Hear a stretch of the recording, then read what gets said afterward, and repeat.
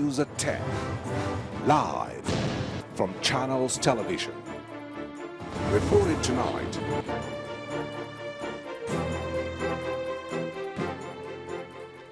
Hello and welcome. I am Olumide Macaulay. Tonight, the President assures Nigerian soldiers that the federal government remains committed to their welfare.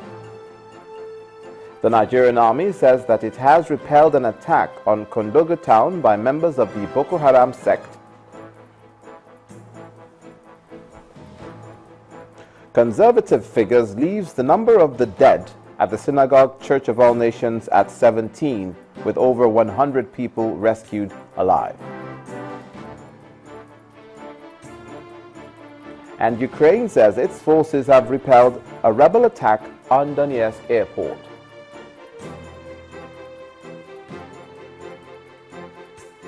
On business news, AMCON declares a loss in the 2013 financial year. On sports news, Diego Costa scores hat-trick as Chelsea come from behind to beat Swansea 4-2 in the English Premier League.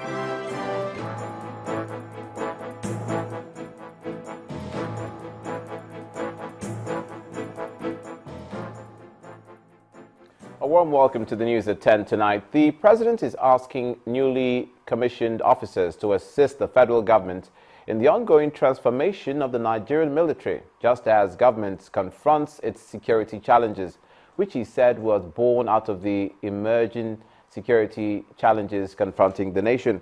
President Jonathan, who was addressing graduating military cadets at their combined passing out parade from the Nigerian Defense Academy, NDA, in Kaduna, northwest Nigeria today, assured everyone of the federal government's commitment to improving their welfare of serving and military personnel who laid down their lives in service to the nation.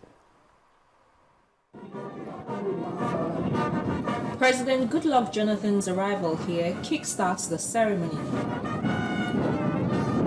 It's a unique event as the President, who is the reviewing officer, performs his duties at the 50th anniversary of the Academy.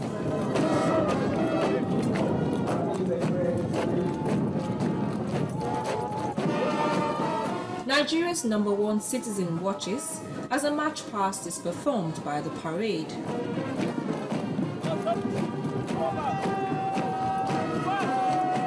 A total of 114 cadets of 61 regular corps comprising of the Army, Navy and Air Force, and another 213 short service Army cadets of Course 42 are commissioned as officers.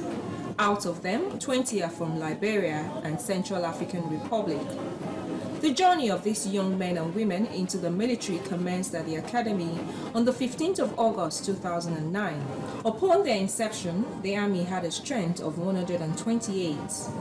However, 4 cadets were sent abroad for their training, while 42 were dropped.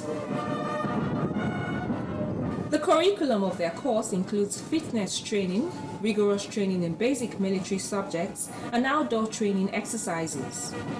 And in line with the current security challenges, the cadets of the 61 regular course also undergo special training on counter-terrorism. President Jonathan asked them to be loyal to the law of the land and be dedicated to their duties.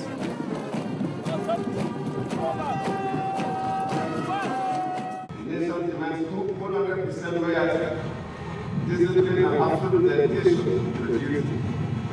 The welfare and safety of the men that will under your command must therefore be top priority. You must make this very, very clear that you are interested in the protection of life and property. That we will execute a policy of zero tolerance to indiscipline and corruption. The military we are building is one that must at all times serve our people and our nation, and definitely not self. One prominent Nigerian who also attended the occasion is former head of state, retired General Yakubu Gowon. As a retired soldier, General Gowon is not a novice to what is expected from these newly commissioned military cadets. He also believes that the federal government has the terror war under control. A lot of the young people, the first cadet group, they were sent to the front that was during the Civil War. Few months after their commissioning, I sent them to the war front. I'm sure a lot of these young men will soon be posted to their units, and if their unit take them to that area, they will perform, and I can assure you, they will perform well. And I'm absolutely convinced we will win. Okay, we will win against the insurgency. The highlight of the parade was the replacement of the Academy's old regimental colours with new ones, and the presentation of same to the reviewing officer, as well as presentation of awards of merit to deserving cadets. Meanwhile, the Chief of Army Staff, Lieutenant General Kenneth Minima, has rejected suggestions that the Boko Haram terrorists in the northeast are more armed and sophisticated than the Nigerian security forces. General Minima debunked this allegation shortly after he visited 60 injured soldiers and officers at the 44th Army Reference Hospital in Kaduna State. The 44 Army Reference Hospital, Kaduna, is where 60 military men are receiving treatment after being wounded while on a special mission called Operation Zaman Lafia in Borno State. It's here the top brass of the Defense Ministry and other service chiefs make a stop to see the wounded for themselves and also offer words of encouragement. This is part of our welfare program, part of rekindling of fighting spirit and battle efficiency of troops, part of the extension of the concern of the Nigerian Army to its officers and soldiers who are injured or killed in action in the course of this Operation Zaman Lafia. Do they have aircraft? Do they have helicopters? Do they have, even what they have are those things that were stolen? So they cannot be more sophisticated. They don't have more sophisticated. So why can't you win the war? If I will ask her, in every war situation... In line with military tradition, the military men received medals on their hospital beds. Service wartime medals of Purple Heart, as you saw presented to them by the Honorable Minister of Defense. This is part of our welfare program. The Army authorities also say that those with critical cases will be flown abroad for further treatment. In other news, the death toll from the collapsed 6-story building belonging to the Synagogue Church of All Nations has reached 17. This figure is jointly agreed by the National Emergency Management Authority, NEMA, and the Lagos State Emergency Management Authority, LASEMA. They also say over 120 survivors have so far been rescued, while the rescue operations are still ongoing. Our correspondent, Kelvin Obete, reports.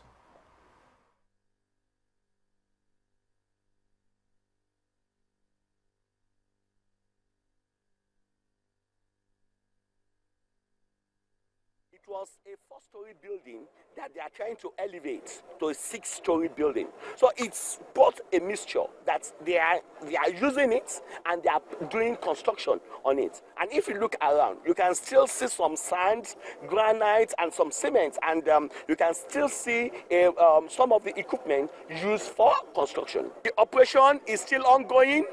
We've put in all our machinery in place. We are on top of all our challenges, and the operation is smooth, prompt, effective, and efficient. The people rescued death are 16. But you know, when he was talking, the figure continued changing. As of now, we have about 109. We have about 109 alive now, and that's a very good, positive response by the church, all the organizations who participated in this rescue. Okay. When you see different nationals around here, we have a lot of information flowing around, and that's why we need, immediately when this happened, we called the church members, let us work to avoid rumor mingling around. But initially they didn't understand what we were trying to arrive at. But now everything has been resolved, whether there are foreigners or not. When it comes to foreign nationals involved, it's a different angle of emergency management globally. It's no longer a local or states. It's going to be an international and national emergency response.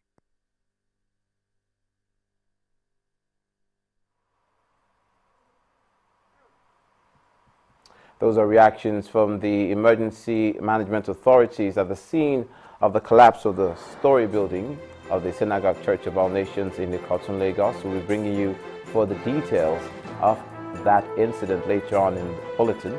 In the meantime, in part 2 after the break, Civil War Army veteran, retired General Benjamin Adekunle, popularly known as Black Scorpion, dies at the